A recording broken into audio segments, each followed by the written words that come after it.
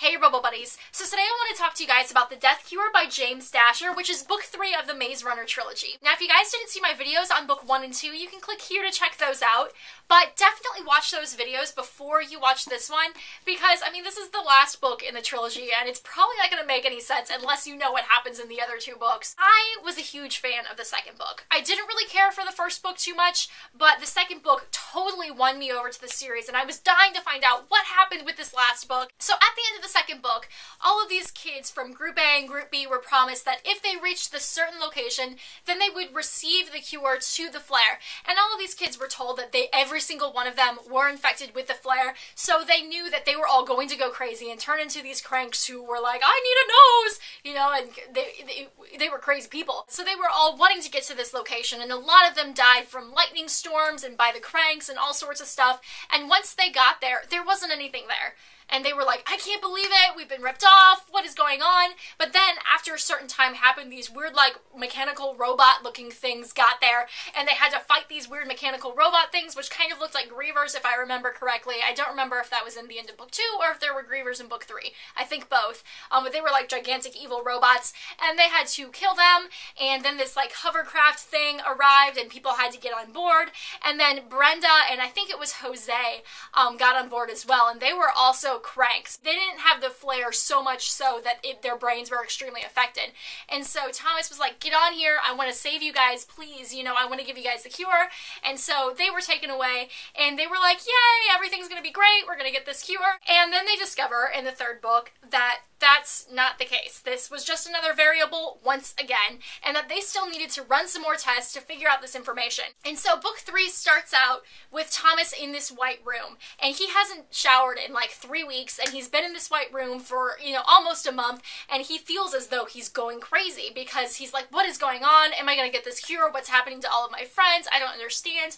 But eventually he gets released from this room, and he reunites with all of his friends in this auditorium place. The main head spokesperson of this new Wicked project decides that he's going to tell everybody what the truth is, and that they're going to remove everyone's brain swipes so that they really know who they are and all of their past and all their background information and how they connect to this Wicked project. Because Thomas and Teresa and Eris, I believe, who's the other guy who can speak telepathically, I was gonna say like telepathically, making up words over here. But yeah, they were somehow involved with the creation of this project, and they were okay with getting these kids and testing on them and doing all these weird, crazy things, because they thought if it was going to save the greater good, you know, mankind, it's worth sacrificing a few kids. But once they were actually placed inside of the project themselves, Thomas's opinions changed. He's like, this is crazy, you don't understand what it's like being here, you don't know this. He can't even imagine that he would have said that before the brain swipe happened, because it just seems so heartless. And so this guy, who they call Ratman, has decided that he's going to remove everyone's brain swipes, and then they're going to do this thing to like find the final stage of this cure. They are super duper close, and he also decides to tell everyone who is actually affected with the flare, because they're all affected, but some are immune and some aren't immune. And Thomas is immune, along with Teresa and a couple of their other friends, but their friend Newt, who's like the glue of the whole thing, who was a leader in the maze, isn't immune. And so if this cure isn't found, he is going to become crazy and he's gonna die. And so a lot of these people decided they're going to get this surgery on their brain to get the swipe removed, but Thomas and Newt and his friend, what is his name? I don't know, but it was a cool name. Clino? Minnow, Clino, what? Minnow, yes. Like the fish, like sharks and minnows, right?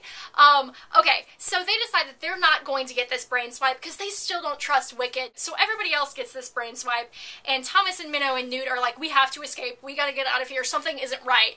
And so the next day they're locked in like this little room place to determine their fate, to see if they'll change their mind or whatever. And the next day, the guy, Ratman, comes in and he's like, hey, we decided that we're not going to let you make up your own minds, and you're going to get this brain swipe after all. Or brain swipe removal, rather. And they're like, what? You promised us. And they're like, oh, this is crazy. I'm not doing a very good job at summarizing this novel, it feels like. But yeah, they get there, and Brenta's there. And it turns out that Brenda actually works for Wicked.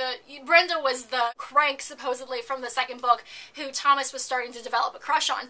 And she runs over to him and she hugs him and she said, don't trust them. The only people you can trust is myself and some other person whose name I can't remember. Ava, the Chancellor, I think. That was who it was. And Thomas is really confused because he's like, here they are going to do something to my brain, and here Brenda says, don't trust them, don't trust them. So they somehow escape along with Brenda and Jose, and there's like the shooting match, and a lot of the guards are locked up, and they're like, why are all these guards locked up? And it turns out that Teresa and everyone else who was involved in these maze activities, who still survived, escaped the previous day after they had the brain swipe. And so they all decide that they're going to fly to Denver, Colorado, and there's a society who's trying to completely destroy Wicked, because since Wicked is they're lacking all of their people from all of these trials, and so they were so close to getting this cure, but now that none of those people are there, they have to start back from square one. So imagine all of those deaths that are going to occur all over again to try to find this cure.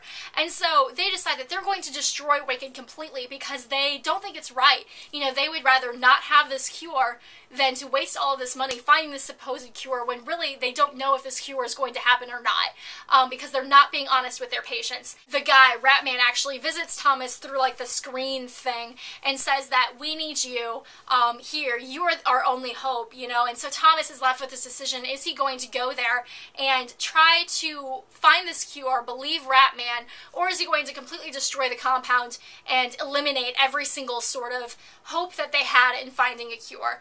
And a lot happens with Newt, because remember, he actually has the flare, so he starts to go crazy, and a lot happens with Brenda, and a lot happens with Teresa as well, because at the end of book 2, you remember how Thomas had that tattoo that said to be killed by Group B?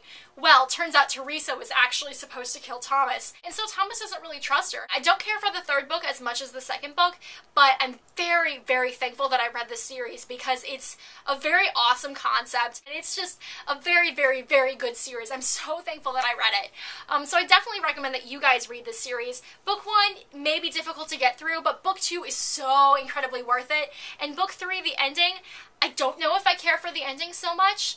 I mean, I guess it's okay, but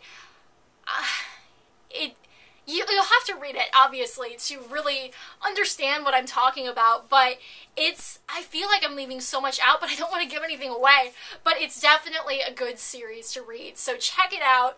I'm trying to remember, I don't think there's any cussing, because this group of kids like made up their own words, and the only thing, there's not really any romance either, not too much, I guess. It's probably more of like a G-rated romance, maybe PG. I guess the only thing to be concerned about would probably be maybe violence a little bit. There are some eerie elements with the cranks. If you guys have any other book recommendations for me to read, feel free to leave them in a comment below.